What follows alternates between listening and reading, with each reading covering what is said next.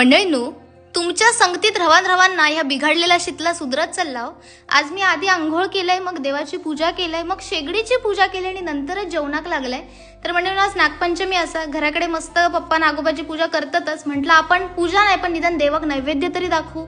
तर मंडळींनो, बेत केलेले पुरी आणि भाजी वगैरे बनवायची मस्त, पण मंडळींनो तेलच संपलेला। शिरा घातलंय नेऊन माका ना आदल्या दिवशी आठवत नाही, जेव्हा काय म्हणतात पडा केला की धरूक जातात तशी माझी गता।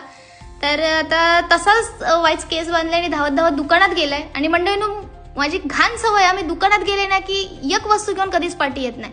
चांगला मंडळींनो 200-250 रुपयाचा भुसकाट पडलाय आणि घरा केलाय। येताना श्रीखंड पण म्हटलं घेऊन इलाय आणि मंडळींनो येऊन आणि एवढाच नाही, आईस्क्रीम पण घेऊन इलंय।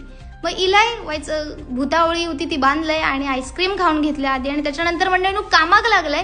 तर पीठ वाईच अर्धा तास मस्त आता ह्या झालेला आणि पटापटा लाटले आणि मंडळींनो पुरियो काढून घेतलाय।